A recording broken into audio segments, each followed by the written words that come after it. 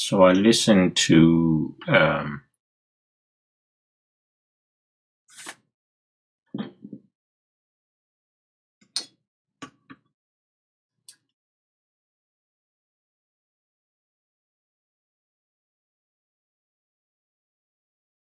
so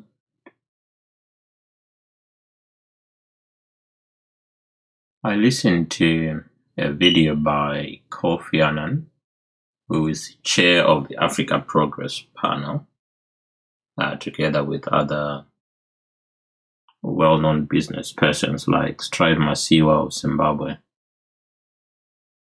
And he talked at length about what African governments should do in order to ensure that we can resolve some of the challenges that Africa is facing. Now, it is very easy for people to make suggestions as to what should be done. But what's equally important is that they are seen to be doing something or initiating something themselves. Otherwise, it just becomes everyone has a comment on what Africans or what Africa should do. And those same people are really not doing something tangible. They might be busy, but we don't see, people are not seeing the actual results of their busyness. Okay? So you talked about mineral wealth, and everyone has talked about mineral wealth, but no one has done anything about it. In fact, what we have seen is that the mineral wealth is benefiting only a small percentage of the African elite who are well connected with those that wield political power. He also spoke about health, and I thought it was an important point to talk about health, because without a healthy nation or healthy countries in Africa, it's going to be really difficult for us to participate in proper economic growth and development, because a sick nation cannot be as productive as a healthier nation.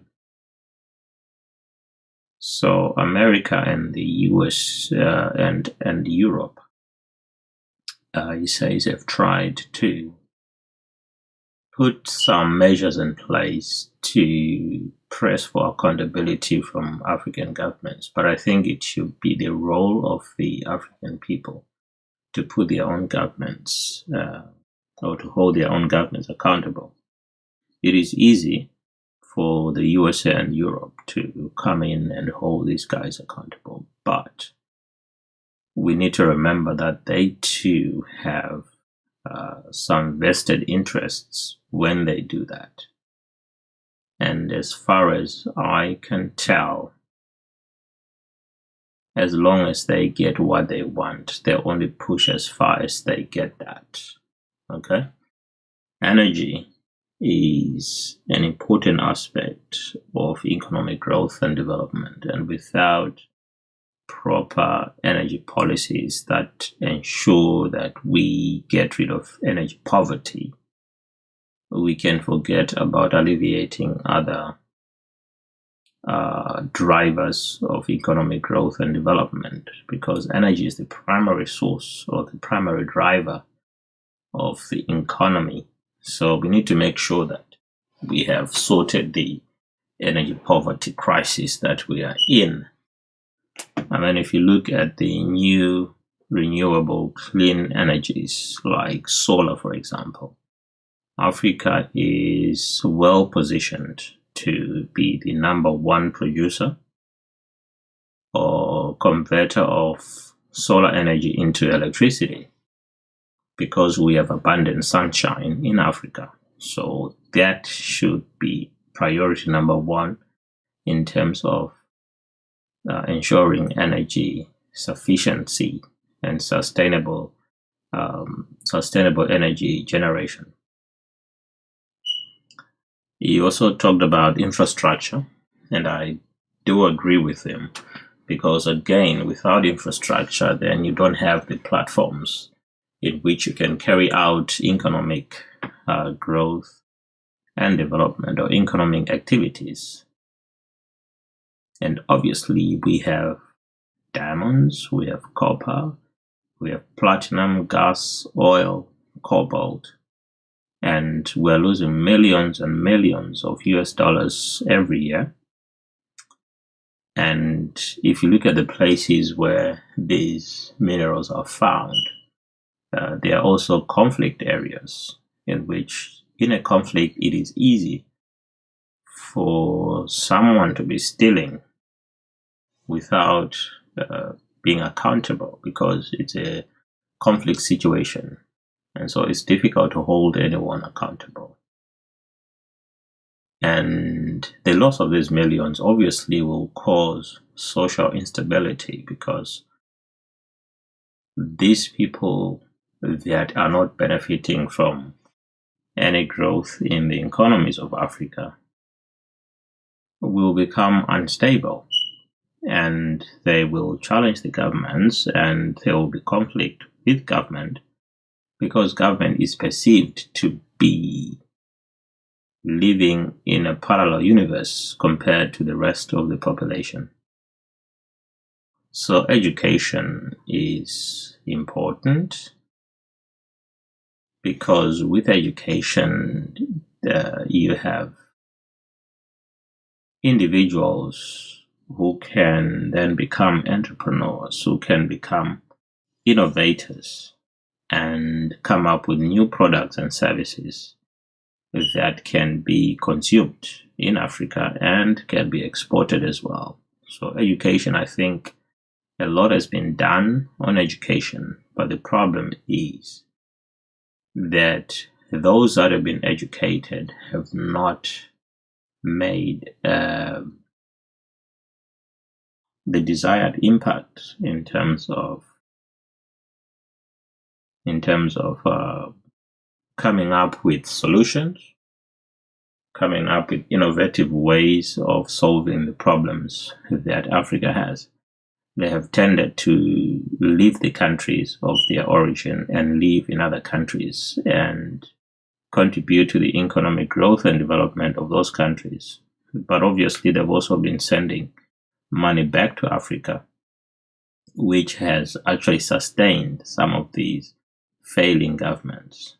We say failing because they have failed people in terms of providing basic public goods and services, paying the right amount of salary and on time. That has not been forthcoming. But the government officials themselves have always had enough for themselves and their families. Corruption is a big issue. But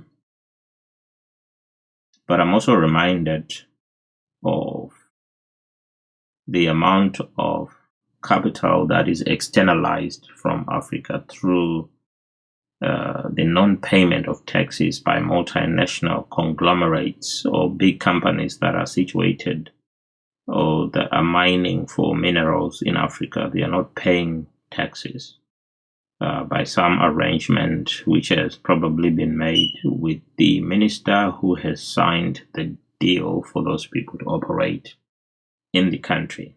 So there's been a net outflow of capital out of Africa despite the aid which is coming in and despite the investments which has been made by certain companies, certain big companies that are in Africa. We still have a net outflow of capital in terms of human capital and also in terms of mineral wealth. We've had that going on for a very long time. So big business is not helping. Transparency is very difficult to achieve because of the way that our affairs are being run and the lack of the use of technology to really come up with the data that, or the big data that can inform then the way that we should be governed and we should be governing. So there's a problem with civil society causing social instability because that's the only option they have. Okay. So I'd written a few notes here to say that in the video, former Secretary General of the UN and current Chairman of the Africa Progress Panel, Kofi Annan, imagines an Africa where mineral wealth is used to fund education, health, energy generation, and infrastructure development.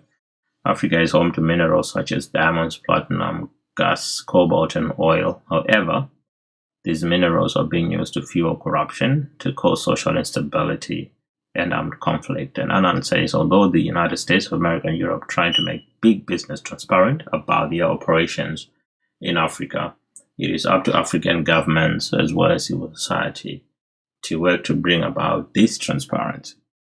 Okay. And there's a link to the, I think I'm going to put a link to the actual video which Kofi Annan addressed this concern.